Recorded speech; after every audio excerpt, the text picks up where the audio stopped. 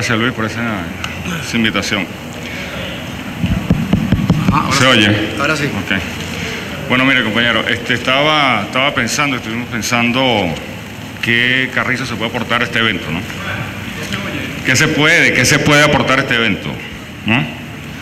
Entonces, había un hecho que por cierto yo había hablado con Miguel Ángel Contreras, que quizás retrata lo que luego fue un pequeño tallercito que a su vez nos permitió sistematizar algunas ideas. Ya que el hecho en sí mismo, aunque no tiene ninguna relevancia desde el punto de vista político, social, lo que sea, sin embargo retrató perfectamente la situación en estos momentos de la relación pueblo-gobierno. Resulta que hace 2 semanas, unos malandros, en fin, seres cualquiera, agarran y sacan de su apartamento a una señora por la avenida Victoria. Estos malandros la agarran, la bofetean, intentan violarla, sacan a su hijo, se meten allí y se enclavan allí, secuestran el apartamento.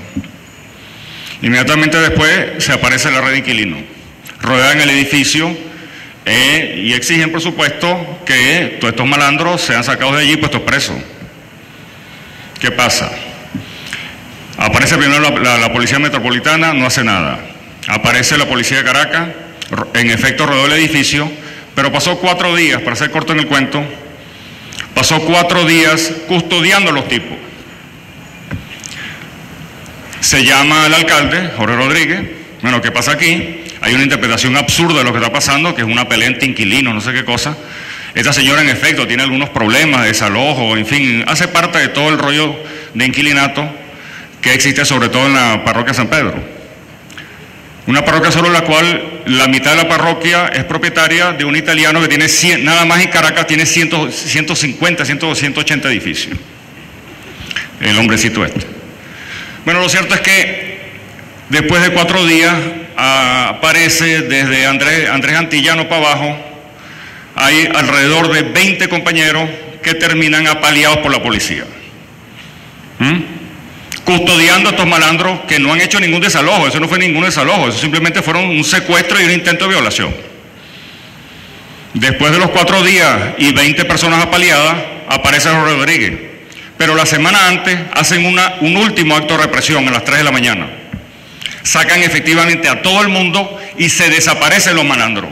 Se desaparecen. No hay malandros, o sea, ya no hay nadie. Yo fui para allá en efecto en la mañana y todo el mundo estaba como un idiota viendo un apartamento donde ya no hay nadie, porque habían desaparecido los malandros. Obviamente los malandros eran la policía. Bueno, aparece Jorge Rodríguez y Jorge Rodríguez llega, ¿verdad?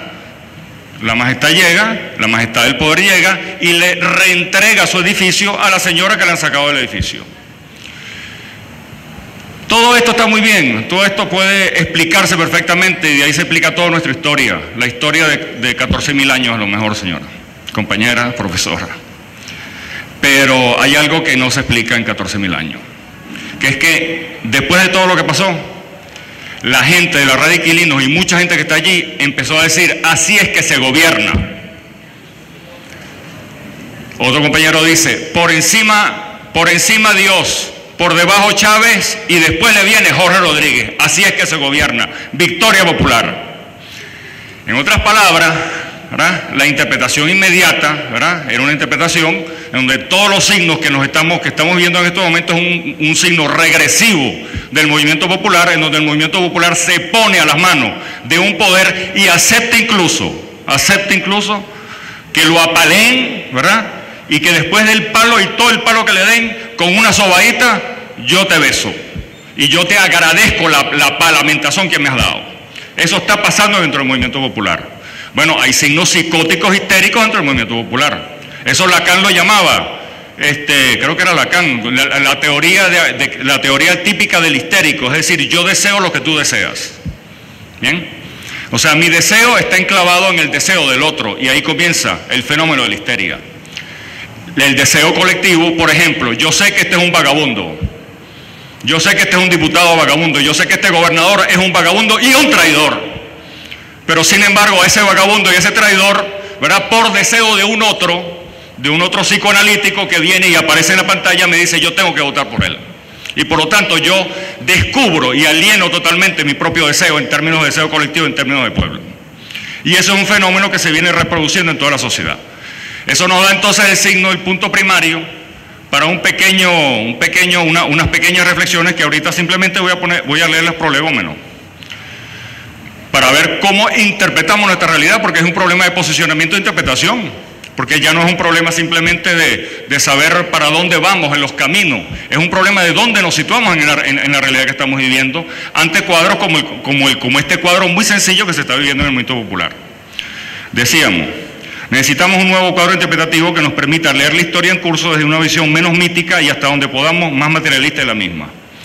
Ya a estas alturas es imposible seguir superponiendo un relato de lucha donde sigue estando totalmente invisibilizado el choque terrible entre la base popular militante de este proceso y los diferentes órdenes de dominio, ya sean públicos o privados, burgueses o burocráticos, que se imponen y explotan toda esta base.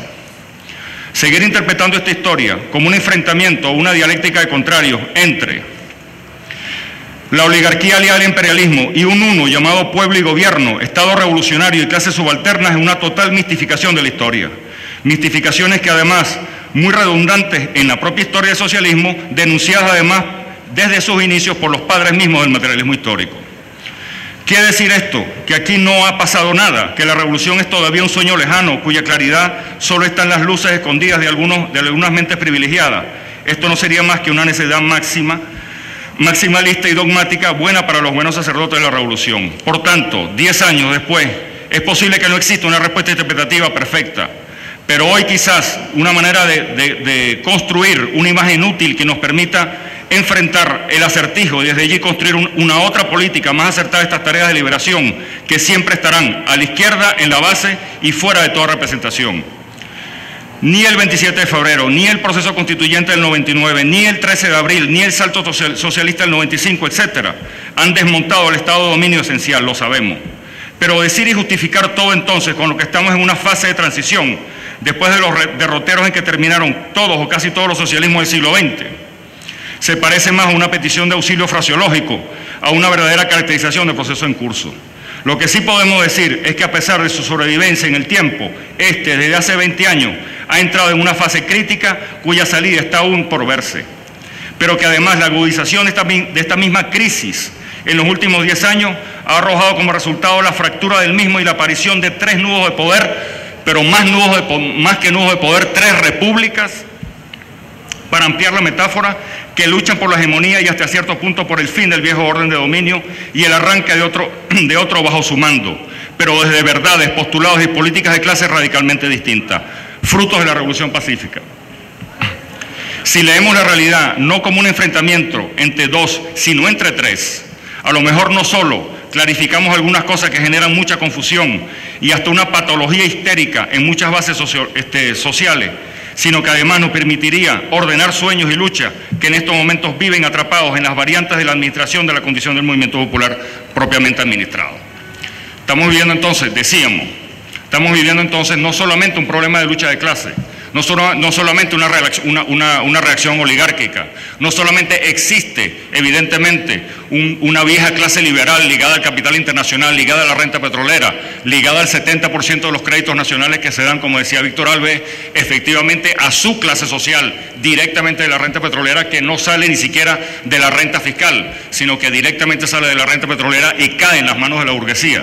No solamente existe, digamos, un pueblo depauperado que ha sido totalmente excluido de ese aprovechamiento histórico, de esa siembra petrolera durante decenas y decenas de años, sino que existe en estos momentos, y eso es lo que estamos viviendo, la fragua, la construcción, la constitución de un Estado militarizado. Gobierno bolivariano.